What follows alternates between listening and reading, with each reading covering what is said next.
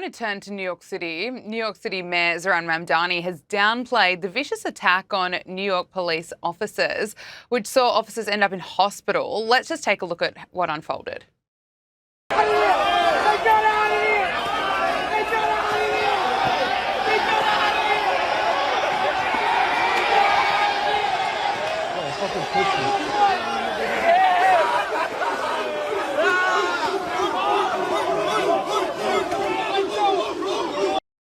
I mean, you can see the anger, you can see how many people are there. Yet Zohran Mamdani said, oh, it looks like like kids having a snowball fight. I mean, spare me, I don't think anyone believes that. But he also doesn't want any of the suspects to be to face charges for assault, CJ.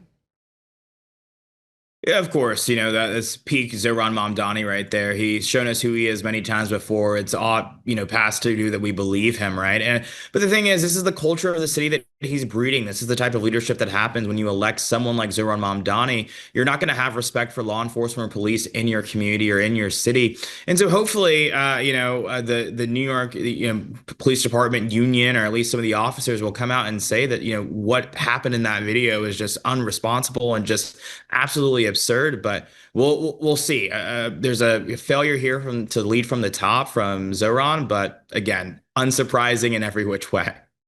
Let's talk about Gavin Newsom. Is he still running for president? Obviously, Donald Trump declared that he's dropped out of the race, but questions are right now, of course, being raised over his latest pitch to voters while promoting his new book. And the pitch of his, I can't say it with a straight face, it's essentially, I'm an idiot. Listen to this. I'm like you. I'm no better than you. I'm a 960 SAT guy. And I'm not trying to offend anyone, trying to act all there if you got 940. But literally a 960 SAT guy. I cannot, you've never seen me read a speech because I cannot read a speech. Maybe the wrong business to be in. I mean, the way he speaks to voters is so cringe. He's got his hand movements going. Some say that it's racist because he was speaking to a largely black crowd. Rapper Nicki Minaj said this is his way of bonding with black people, is to tell them how stupid he is and that he can't read. So plenty of criticism. What's your assessment?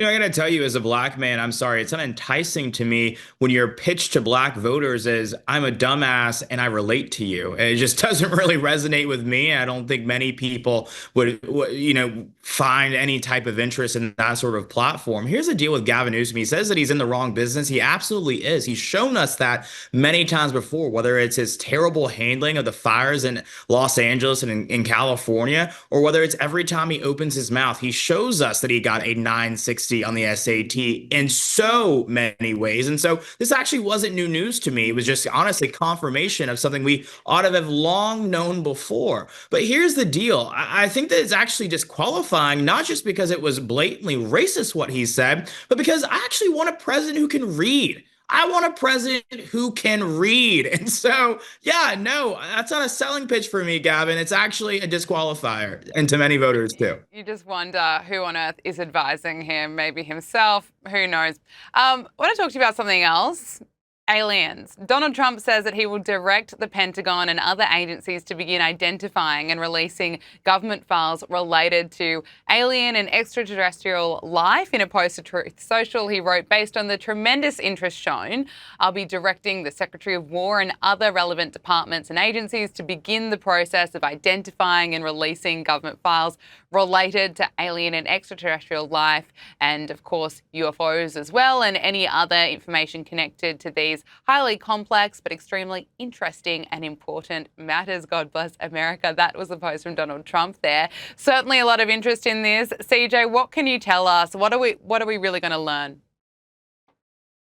Well, this is the most transparent president in American history. And so this is, I think, of course, in line with that agenda here. This is a president not only going after apparently illegal aliens, but also now extraterrestrial aliens. So, it's incredible to see. People are asking the questions. He's looking to answer them. And so to quote the president, thank you for your attention to this matter. I think there are going to be a lot of answers to come.